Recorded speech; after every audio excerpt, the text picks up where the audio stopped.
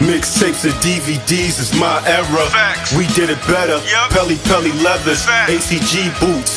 We 80s babies and early 90s when it got grimy. I was out of this world, you could not find me unless you check the lobby. Hustling was my hobby. We was lobby boys before Jim Jones. You could catch me in Harlem eating Jimbos. Now, G-Unit is one of the most legendary groups / record labels in hip-hop history, especially in New York. And even though they sold millions of records, they still seem to find themselves in some trouble, with 50 Cent beefing with people like World Hardy from Lafayette Gardens. I think he was the deadliest of all the threats against 50. He was the worst one. He's not the one, not the guy you want against you. And he had a super tight crew of killers. Lil' Kim was fucking one of the realest gangsters in Brooklyn, right? World, right? Yeah. Was 50 scared? Now, after 50 Cent and Lil' Kim would have a fallout, and 50 start dissing Lil' Kim and taking shots at her, saying lines like, "I thought Kim was hot until she started f***ing with her nose," which he says on Obi Trice record Love Me featuring him and Eminem. Now, 50 Cent will be at Hot 97 freestyling that Funk Flex with G-Unit, and he'll take shots at Lil' Kim and others, but when 50 left Hot 97 and went to Jersey, he'll be checking in the Doubletree Hotel and 50 will be shot at in a parking lot, and supposedly the cops would connect this whole shooting to World. Now, World wouldn't be charging this shooting, but he would be arrested a little after for a slew of other charges. Preem from the Supreme Team. There's only 4 niggas that I know personally in Queens that wasn't scared of Preem. 50, E-Money Bags, Homo, Big Nose Troy. Now, after 50 Cent was reintroduced to us after the How to Rob era, it's no secret he had it out for Ja Rule. From him and Ja Rule fighting in Atlanta after 50 Cent feeling away after Ja Rule came to talk to him holding a baseball bat, which would eventually lead to Fifth punching Ja Rule in his face and during the altercation taking his chain. Ja walked over there with the bat in his hand. As they talking, you know how people sometimes talk and they gesture with their hands or whatever. He may have gestured with the bat as he's talking, and you know, I think, you know, he raised his voice or something, and then 50 swung on him. Yeah. Snuffed him, and you know, Southside had the chain. Go in the hotel, he showed me the chain. Marquise had it, everybody, his son had it, everybody. Ja Rule's chain. Yeah, it was just getting passed around in the hood. He was wearing the chain. He also had it on the music video. He was wearing it in the murder video. Scream murder, I even wore the chain, you know? Now, supposedly, in order for Ja Rule to get his chain back, Preem and the Murder Inc. guys decided to give Fifth a Movado as 50 benched on his back down diss record towards Ja Rule. He's a Pop-Tart, sweetheart, you're soft in the middle. I eat you for breakfast, a watch was exchange for your necklace. It was something with Preem with a Movado watch came, and I can tell you something funny. And the Movado watch, I'm gonna tell you, some real guys stole on me. From 50 and Yayo brawl with Murder Inc. inside the Hit Factory where 50 was supposedly stabbed by Black Child. Them niggas so lucky because niggas had a 45, I swear to God, with no safety. If that shit was in the room, it would be a whole different scenario. The whole situation was bugged out, but they got my pistol in the other room sitting there. I'm not gonna go after these. Don't run down, I can't even get my pistol. I wasn't shooting going down the steps. Because, you know, a lot of things happen when them lights went out. What? I got hit with a speaker. 50 threw the speaker. I got hit with a speaker. But one with 50, like, yo, where the gat at? What? I just started hitting, cause fine. Cause I first thing kicked in my mind, if this get to the gat, one of us is dead. I wasn't letting nobody get to their gun to pop me, know what I mean? So I started poking it. Now, this is some of G-Unit's craziest beef in no particular order. G-Unit versus Everybody, DVD, Volume 1. Now, one would think that 50 Cent and Supreme would have a good relationship, being that people that was around Supreme, like Black Just and Bimmy, would take a liking to 50 Cent and have a good relationship with him. But that wouldn't be the case. When I first met 50, he was sticking up. And I said to Just, because, you know, we always watch out for the stick-up kids. You know what I mean? I'm like, yo, police, stick-up kids, you got to watch out for the two. So he was one of the two that we had to watch out for. I said, yo, he doing a lot of sticking up. So, I'm looking at Just, I'm like, yo, why you with this dude? Because this dude, nah, Ben's my little man, he good, woo. So one day, we in the projects, we standing down the project, 50 run past him with the gun out. Me and Just standing me, I'm looking at it, and he pulled a gun, like, yo, I got more bullets, I need some more bullets. shut them niggas over there. I'm like, oh, this nigga. I'm like, Just, come on, Just. This nigga heat our block up. You know what I mean? So after a while, we started going to 72 to the God Wisdom to the gym, boxing, all that. He was boxing. So Just started paying for all his equipment, watching him train, we being there while he trained, all that. You know what I'm saying? So we got all tight, all of us. Now, when Ja Rule and 50 Cent was at odds, Supreme would be running with Ja Rule and Irv Gotti during their beef. Now, according to Diddy's former bodyguard, Gene Dale, there'd be a time where things could have went totally left between 50 and Preem. Now, supposedly 50 Cent former manager at the time, Chaz Williams, a.k.a. Slim, was a party promoter, and Gene was ahead of his security at the time. So Chaz would be throwing a party in Las Vegas, and 50 would be in attendance. And according to Gene, 50 and him even took their flight together and got a chance to build and speak on topics like Big and Tupac beef. After having a layover flight that stopped in St. Louis, 50 Cent and Gina finally make it to Vegas, and Gina run into Tony, Yayo, and 50 in the bathroom. Now Gina give 50 Cent a Nina so he'll be protected in Vegas at the party. Now the night'll go on, they'll be in the venue. As the party taking place, Chaz has sent Gene outside to make sure Ja Rule and his people got in the club. Now as Gene was on his way to get Ja Rule, 50 had asked Gene where he was going, and Gene will reply to make sure Ja and his people good and they get in the venue. Now according to Gene, as he get outside to get Ja Rule, he noticed that 50 was out front as well, posted up over the barricades in front of the club,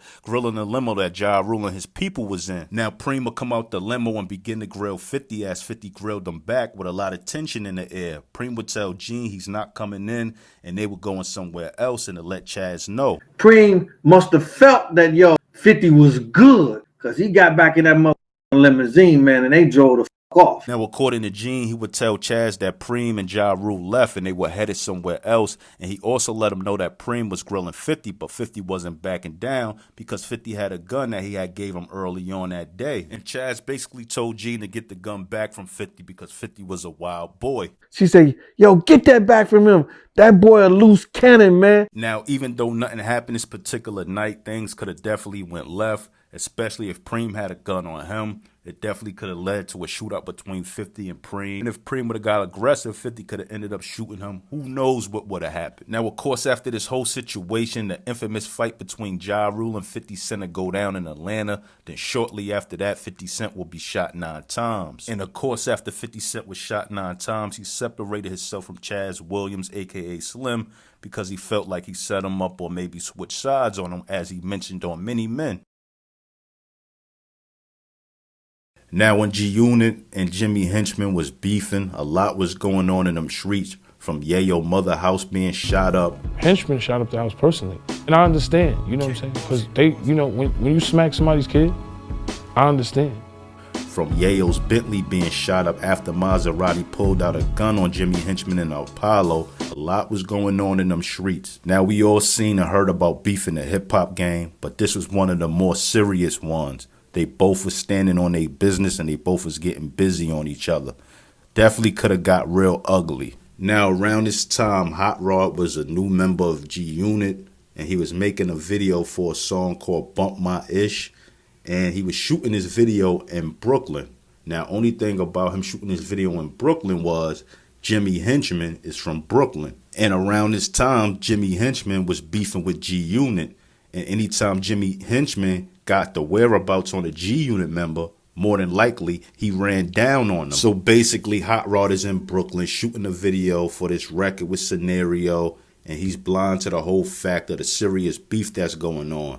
And that's when he get the phone call from Fox, and Maserati Fox is just like, yo, where you at? He like, yo, I'm shooting this video in Brooklyn. He like, yo, you crazy? I'm already getting word that you in Brooklyn. You know we got beef with Jimmy Henchman. Like, that's his hood. You wildin'. Now, according to Hot Rod, Maserati Fox pulled up deep, and a few cars deep, actually, with his guys, and hopped out on him like, yo, you bugging out. You know we got some beef going on.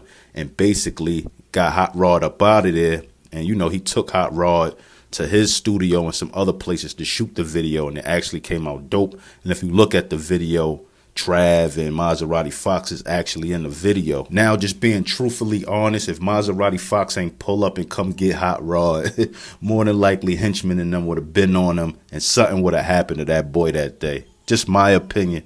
Because that's what Henchman was doing at the time, you know what I'm saying? He basically get word of where they at, and he pulled up. Like a time they were shooting a video in Jersey, he found out, he pulled up and followed one of the cars back home to New York, which actually was G-Unit bodyguard car.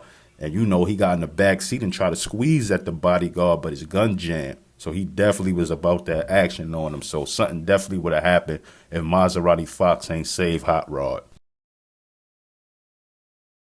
Now, Lodi Mack was an affiliate of G-Unit, and from the looks of things, he was very close with Tony Yayo out of everyone. Now, in the DVD era, Lodi Mack played the position of being a muscle with G-Unit, and he went against anybody that was going against G-Unit at the time. And when G-Unit was beefing heavy with Bang Up Smurf, Lodi Mack would be on the front line. I don't respect Lodi Mack anyway because he was banging with 50 and then when I was banging up against him, so I really don't care about him anyway. And it's also said when Tony Yayo ran down on Benzino in Miami, Lodi Mack was the one to pull out a gun on Benzino. Yayo jumped out and was like, yo, what's up? His man jumps out the back. His man's Lodi Mack. And he flashed the gun. He didn't pull it out. Now, supposedly, Lodi Mack was a big homie in the Bloods, and I believe Lodi Mack was from the Bronx. Or maybe Far Rock. Now, all my DVD era TV gang, jump in the comment section and let me know exactly where Lodi Mack was from if I'm wrong. Now, I done did plenty videos on G-Unit beef with Jimmy Henchman and how it started and what triggered things off to make Jimmy Henchman really get on G-Unit heels. So go stroll through my playlist and look at them videos if you don't know how this beef started and what really triggered Jimmy Henchman off. Now, in March 2007, things had taken a turn for the worse. Now, it was reported that Tony Yayo smacked the 14-year-old son of Jimmy Henchman. Now, at this time, Chris Lighty, a violator who was managing 50 Cent, had an office up the block from Jimmy Henchman, and supposedly G-Unit would be outside and someone from the G-Unit entourage would smack Jimmy Henchman's 14-year-old son. Now, it's said that Jimmy Henchman's son may have been wearing a Czar Entertainment shirt or a G-Unit shirt. Now, as I mentioned before, reports would say it would be Tony Yayo that smacked Jimmy Henchman's 14-year-old son, but later on it would come out that it was actually Lodi Mack, a G-Unit affiliate, that did the smacking. Now, supposedly, after Jimmy Henchman's son was smacked, he'd go to his father's office and let him know. Now, after Jimmy Henchman found out his son was smacked, he would gather up some of his guys, go back outside to look for the G-Unit members, but they couldn't find anyone. But they're running the Chris Lighty family, Mike Lighty, and cut his face. Now, Lodi Mack would take full responsibility for smacking Jimmy Henchman's son, and later would be sentenced to 9 months in jail for it. Now, as far as Tony Yayo, he did get most of his charges dropped and ended up getting 10 days community service. Now, while Lodi Mack was serving his bid, Jimmy Henchman would have some people of his go to the facility to basically see Lodi Mack and point him out and have something done to him. But when they spoke to the guards of this facility, they said Lodi Mack was very popular and he had already left. Now, with that hit on Lodi Mack being unsuccessful, Jimmy would come up with another plan. And this plan basically was for Jimmy Henchman to have one of his people call Lodi Mack's lawyer and pose to be a mutual friend of Lodi Mack. Basically calling Lodi Mack's lawyer to get in contact with Lodi, saying that he's a mutual friend of Lodi Mack.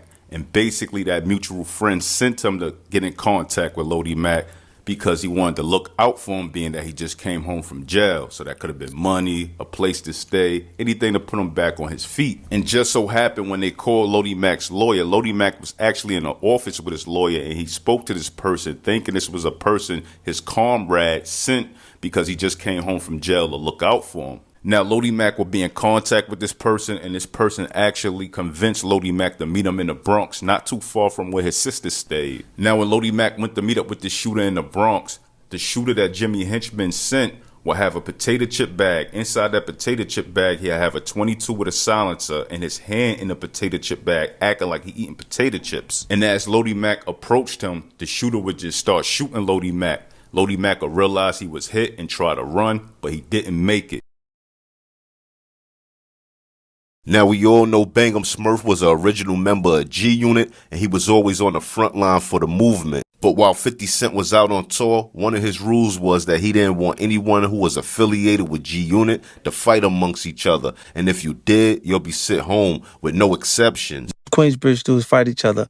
I vowed to myself that when my crew and I hit the road, I would have zero tolerance for internal conflict. Now, according to Bangham, Smurf, Jaffe, and road manager Marcus are getting in a fight over a Mitchell and Ness jersey, and Bangham Smurf would come to Jaffe defense, which led to a big fight. Now, after this fight, they all were sent back home by 50 Cent, and while being back in the hood, Smurf decided to work on his own brand for Silverback Gorillas and focus on his artist domination. Now, shortly after Smurf was kicked off the tour with 50 Cent, he'll catch a case for criminal possession of a weapon in the second degree, and nobody in G Unit or 50 Cent came to bail him out. But Bangham Smurf would eventually get bailed out of jail because his mother ended up putting up her house to get him out. Now, according to Smurf, after he got out of jail, he basically let it be known that it was beef with the unit. While he was on a phone call with Lloyd Banks, he let him know the next time he seen him, he was gonna rob him. Hey, Banks said, yo, man, I couldn't send you nothing. You know how 50 is. 50 was on some tough love. She told nobody not to send nothing. Word, I see you, I'ma rob you. And basically the word to get back to 50 how Smurf was feeling. Now 50 Cent released a skit on a Tupac Don't Go to Sleep remix instrumental coming at Bangham Smurf, saying stuff like, Smurf, don't think I don't hear you out here talking about me, you dirtbag. Wash under your arms, you smell like Queensbridge. And he also goes on to say when he gets off tour, he was going to whip the skin off of Smurf. Now according to Bangham Smurf, this rubbed him the wrong way, and this was the reason why him and Domination released the What's Beef diss record coming at 50 and G Unit. Now G Unit, Bangham Smurf, and Damo would trade jabs on waxing and interviews, and things would even get physical between the two crews in 2004 at Summer Jam when G Unit and Silverback Gorillas threw chairs at each other while 50 Cent was on stage with G Unit performing. And according to Bangham Smurf, 50 put some money on his head as well. Heard in the hood, 'cause I had that bread on my head. I knew the bread was on my head. The whole hood knew the bread was on my head. I mean, because prior to me getting cut in jail, he took a hit on me in the tail. And I wound up seeing him. He wound up coming through the same jail. Now, supposedly, the guy that was hired to carry out the hit on Bangham Smurf ended up in the same jail with Smurf, so Bangham had him cut while he was playing baseball in the yard. Now, a few days later, after Bangham had the dude cut in his face, he would have some of his people run a Bangham cell and cut his face in retaliation. Bangham Smurf would be released from prison back in 2008 and was deported back to his country of Trinidad. Now, Bangham Smurf is alive and well, and he's doing a countless number of interviews on social media telling his story. It was 2006 and Busta Rhymes is shooting a video in Brooklyn for the Touch It remix off his Big Bang album. The song featured artists such as Mary J. Blige, Rod Digger, Missy, Lloyd Banks, and Pat Poose. Now, when Tony Yayo arrives at the video shoot on behalf of Lloyd Banks, he sees Swizz Beatz and they begin to argue. Now, Swizz Beatz was at the video shoot more than likely to support DMX, and he also produced the record for Busta Rhymes. Now, it's also said that Lloyd Banks refused to be filmed for the video if Swizz Beatz was anywhere on set. Now, the beef Tony Yayo and Lloyd Banks had with Swizz Beatz all stems from Cassidy dissing 50 Cent because of 50 Cent's beef with Jadakiss and D-Block. Jadakiss, he on my first album, that's family. I felt some type of way, so that's the reason why it went like that.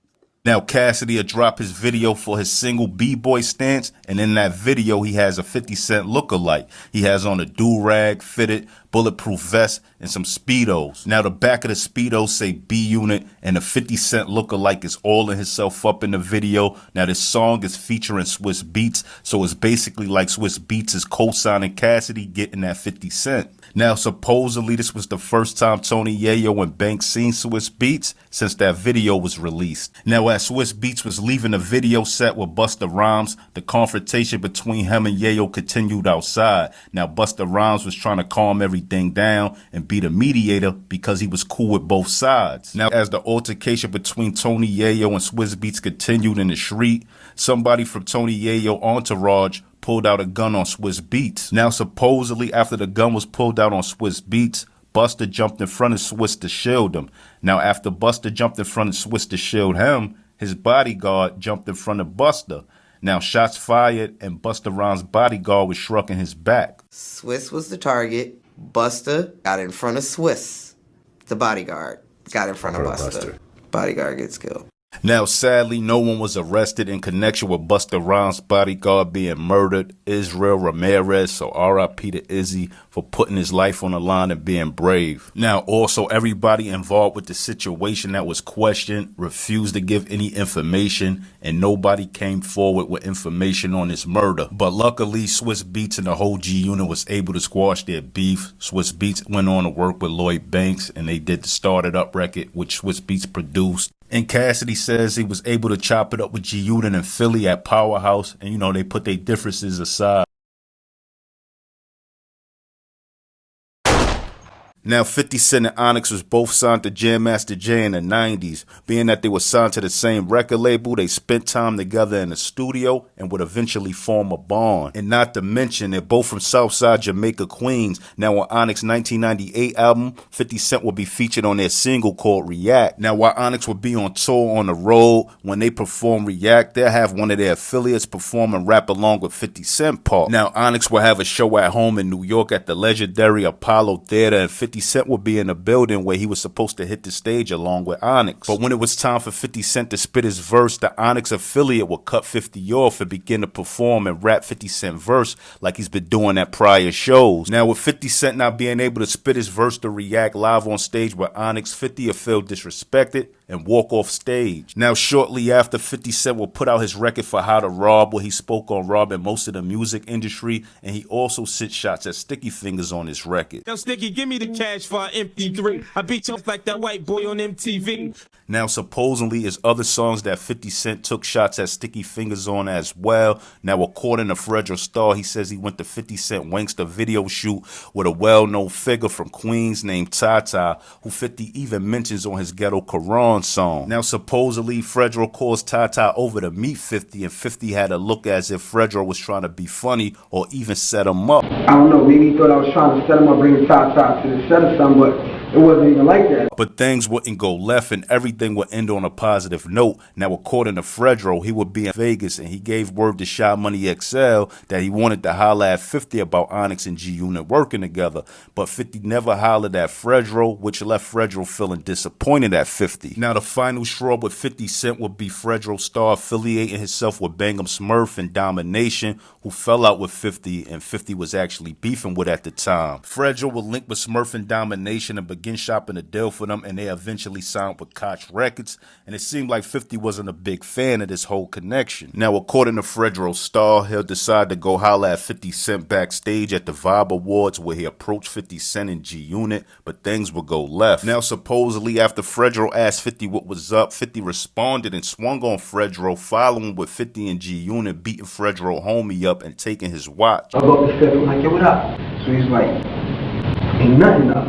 And then it just swung at the... Now, there's a story of 50 Cent pulling up the Bang'em Smurf and Domination video shoot for You'll Lose, Pryor, and people from the hood throwing bottles at 50 and basically chasing him out the hood. Now, Fredro Starr was there, so that could be where a lot of 50 Cent's energy towards Fredro came from, along with a few other incidents that I explained. Now, when Fredro speaks on a fight incident, depending on what interview it is, his story seems to be a little inaccurate. For example, when he explains what happened, he says Yayo was there, but Tony Yayo was actually in jail when this altercation happened. I was locked up. I didn't even know what happened. Now, in Fredro more recent interviews, it seems like he's in a different space and he doesn't seem to be dwelling on his past issues with 50 Cent and G Unit. 50 sees DJ Khaled and Rick Ross in the Slowbucks shirt. Oh my God. Seen Slow with an AP on, right? He called me, he was like, yo, let me ask you something. I'm like, what's up, what's up? I'm like, what's up, what's up? He said, yo, that AP Slow boy, that shit real? I said, yeah, fit. He's like, word, I'ma tell Monster and them to take it. I'm like, what? When I say it to Slow said, word? He go, I'ma wear both my watches. Now, one thing Trav didn't mention why things really went up between 50 and Slow during their feud would be when Slow posted a picture with 50 Cent's oldest son, and 50 Cent responded to this picture being posted saying this picture was a bad idea. Now, 50 Cent will post that comment under the picture, and we all know Marquise and 50 Cent didn't always have the best relationship, so I guess by Slow posting the picture with him, he really took it personal. The caption of the picture actually let it be known that it said, F what you may think or what you may see, we all one, family. At the end of the day, I don't know how that, I don't believe it's a picture that actually caused everything to happen. Now with 2014 Summer Jam, 50 Cent will be set to hit the stage to perform with Nas and squash any past issues they had. Now while Nas and 50 Cent was on stage, Slow decided to get on stage, being that he knew a lot of mutual people that was on the stage as well. But while 50 Cent was performing the Cuffin' Season remix with Fabulous, 50 would give word to his people and Slow would be attacked and get his chain taken. Like I said, it was a moment. It was a Queens moment. You had 50, you had Nas. It was like, whoa, the missing piece was me. Now, it's been plenty talks on who actually attacked Slow and took his chain. It's caught on camera, so if you know, you know. And I know y'all gonna leave it in the comment section anyway. Now, this whole situation with 50 Cent having Slow attacked on the Summer Jam stage will lead to Juelz Santana and Lloyd Banks falling out. Me and Banks, I got cool through my man Slow from Queens. We formed a real good relationship. And an incident had took place at Summer Jams. You know, me and Banks had spoke since then. Now, Juelz, Lloyd Banks, and Slow always hanging around each other heavy, especially around the time Beamer, Benz, and Bentley came out. So it's just a tough spot for Lloyd Banks to be in. The guy that put him on, having one of his homies attack, is like, whose side do you pick in that situation? Jump in my comment section and let me know what you would have did if you was Lloyd Banks in this situation. Let me know. But this particular day at the 2012 Hip Hop BET Awards, Gunplay will find himself in the wrong place at the wrong time. Now, Gunplay will run into G-Unit's entourage and members like 50 Cent, Tony Yayo, and Mike Knox. Now, if you're not familiar with Mike Knox, he's from Philly, and he was part of the whole G-Unit Philly movement. And you may also know him from his well-documented fight with Beanie Siegel. Now, according to Gunplay, he was about to leave, and he was waiting for his ride. But the police said he couldn't leave his trailer. Now, as he turned around, he seen 50 Cent and his entourage approaching him. And I see the donkey with 8 more donkeys. It was either me jump the barrier and run or pull up my pants and knuckle it out. Now, Gunplay didn't run. He decided to get it on with the whole G-Unit entourage. And that's when they started attacking him. And all you heard in the background was Yayo.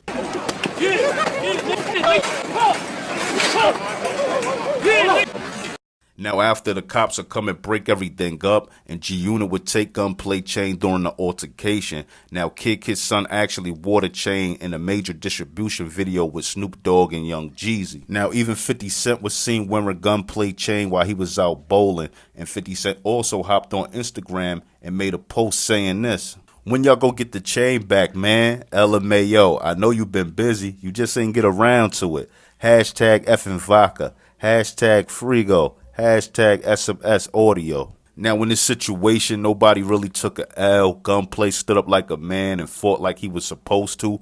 And, you know, G-Unit did what they were supposed to do when they seen Gunplay. Who was the entourage you guys, you know, ran into? Who was the most, like, militant? I would say Fat Joe on him. And even though 50 Cent and G-Unit had some goons with them at the time, Fat Joe and Terror Squad wasn't nothing to play with as well. Now, close friend of Fat Joe, Pistol Pete, would come home from prison and start KAR along with the late Mike Beck. And KAR would hold Fat Joe down in his lyrical war with G-Unit. But not just on wax, it's the only way they'd hold down Fat Joe. They'd hold him down in the street as well. Now, supposedly Tony Yayo will be in the Diamond District in Manhattan, and he'll run into Pistol Pete. Now, Pistol Pete will be with his brother and one other, and it's said that his guys try to get at Tony Yayo. Now, when the story first circulated, it was said that Tony Yayo seen Pistol Pete and he ran and hid in the jewelry store, but Tony Yayo denied any claims of ever running. So Pete, he was gonna go all the way. Like Pete, my man, one time I ran into him in the Diamond District. He said I ran, but I put it on my father. I didn't run. But look, I had 2 of my mans with me. He had 2 little Spanishes that looked like they, you know, dance with the knives. He had 2 little grimy niggas with him. So, like, Joe got niggas. His brother was somebody, right, in the Bronx, right? I believe his brother was somebody. Joe had nigga that was ready to die. That's when I realized, you know, them Bronx niggas is crazy. Now, Pistol Pete brother actually told this story, and he basically said he was the one who initiated getting at Tony Yayo, and he charged at Tony Yayo, and Tony Yayo ran and had himself locked inside the jewelry store. I can remember is that I definitely ran towards him, and he was inside the jewelry store.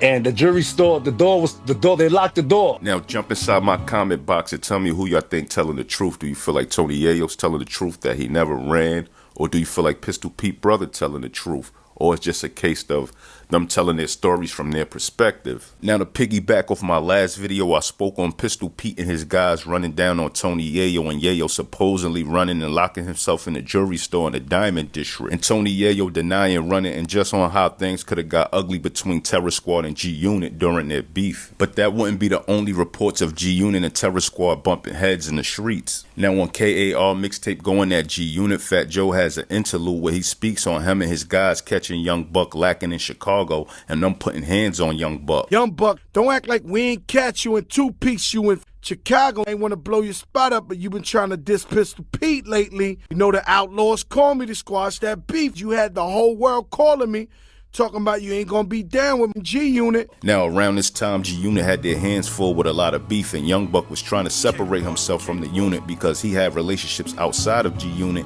and he didn't want unnecessary drama. The whole shit was just based on inheriting the loyaltiness to 50's beef on my end and doing what anybody who's a part of a crew, loyal to a crew, and standing with that crew through thick and thin. So I guess that's why he denounced his relationship with G-Unit. And not only didn't he want unnecessary drama the unit had at the time, he also wasn't seeing eye to eye with 50 Cent. And I believe this was not too long after 50 Cent released the phone conversation of Young Buck crying on the phone. I done got out of line a little bit with you.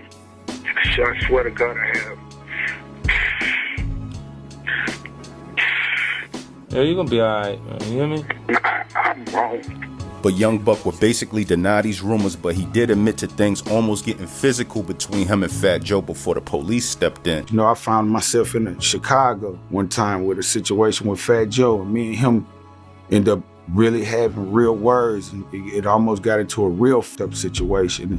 Fat Joe like, what's up, nigga, let's do it. And I'm like, well, motherfucker, let's go. You know, police get all in the middle in between. Now jump in the comment section and let me know who y'all think telling the story the right way. Do y'all feel like this another Cap Joe story and he freestyling and lying?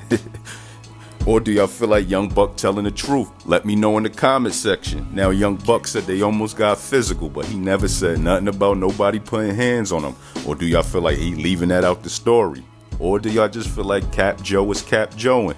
The funny thing is, I be believing Fat Joe stories. I just feel like he exaggerate a little bit. But I kind of be believing these stories Fat Joe tell. Now this another situation where things could have got ugly between G-Unit and Terror Squad. Young Buck ain't no pushover, and we know Fat Joe ain't no pushover, so things could have got ugly.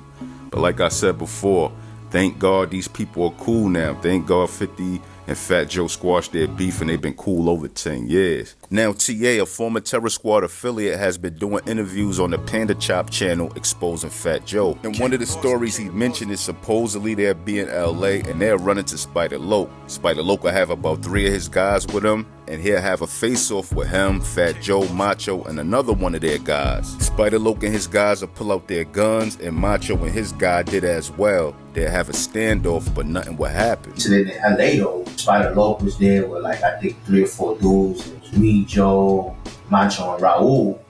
And Raul and Macho pulled their hammers out. Spider Loc and them pulled their hammers out. Joe was like, TA, get in the car, TA, get in the car. And I jumped in the car, Joe jumped in the car, but Macho and Raul was outside the car. Spider Loc and them, they got their guns out. So it was like a stare down, but nothing never happened though. Now it's a good thing that nothing popped off when they had their standoff and they just was gripping their guns and nobody decided to shoot, because you know things could have got ugly, you know what I'm saying? But luckily they used their head and they decided not to pop it off.